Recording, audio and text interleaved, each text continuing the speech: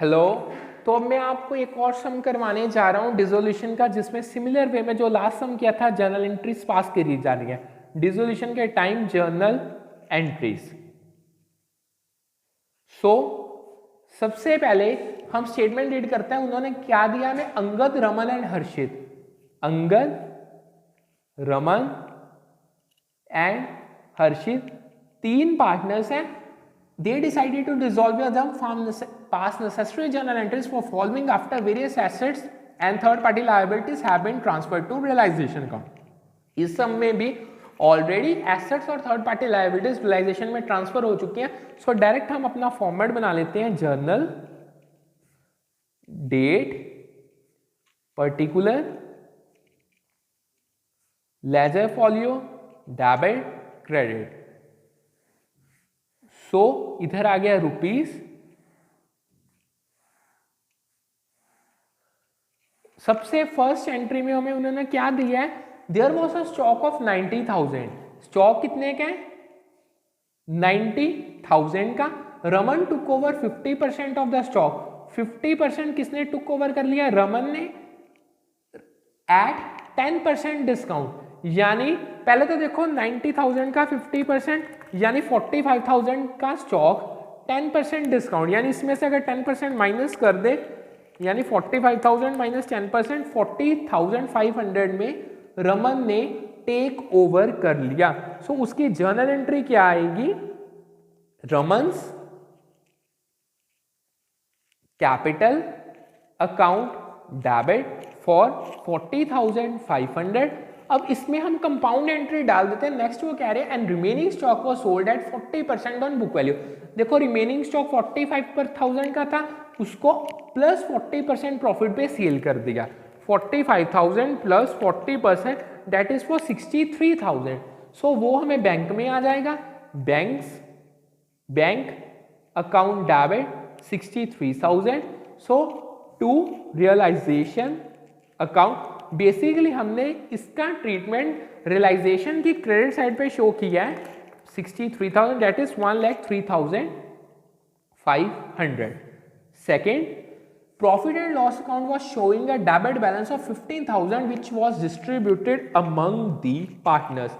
देखो profit and loss का debit balance था, या जो बेसिकली लॉस होता है 15,000 का। सो इसको पार्टनर्स में डिस्ट्रीब्यूट करना है। सो ये पार्टनर्स के कैपिटल अकाउंट के डेबिट साइड पे आ जाएगा, यानी Angad's capital account debit, Raman's capital account debit, Harshit capital account debit. That is, अब हम इसको इक्वली कर देते हैं। 15,000 डिवाइडेड 3 यानी 5,000, क्योंकि हमें कोई प्रॉफिट शेयरिंग रेशियो गिवन नहीं है। So to profit and loss account total 15,000। Next हमें क्या गिवन है?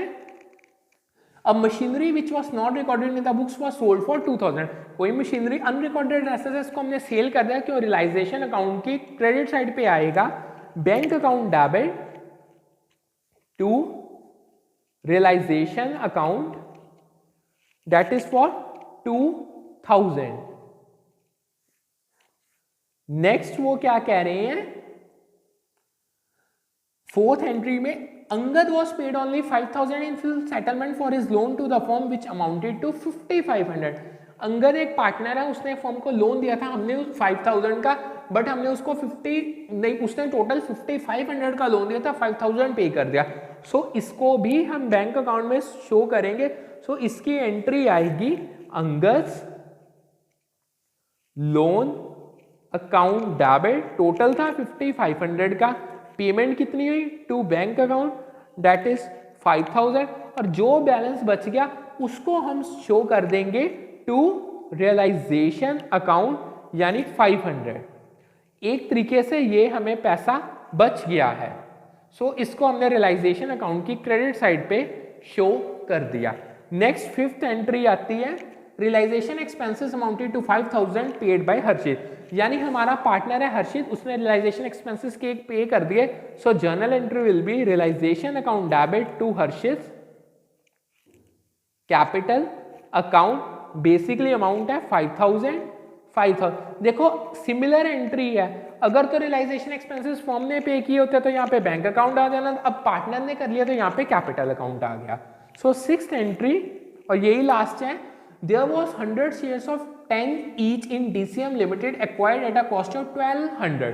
हमारे पास 1000 शेयर्स थे जो 10 ईच के हिसाब से, नहीं 100 शेयर्स थे 10 के हिसाब से 1000 के, जिनको हमने 1200 की कॉस्ट पे एक्वायर किया था, which had been written off completely from the books. These shares were valued at 9 each and divided among the partner in their profit sharing ratio. इनको जो इनकी वैल्यूएशन हुई है वो हुई है at the rate of 9 each और divided among the partners in their profit sharing ratio. देखो 100 शेयर्स थे 9 के हिसाब से, 900 रुपीज को हमने PSR में डिस्ट्रीब्यूट कर दिया पार्टनर्स को। So entry will be Angad's capital account debit, Raman's capital account debit, Harshit's capital account debit to realisation account equally कर देंगे 300 300 300 और यहाँ पे 900।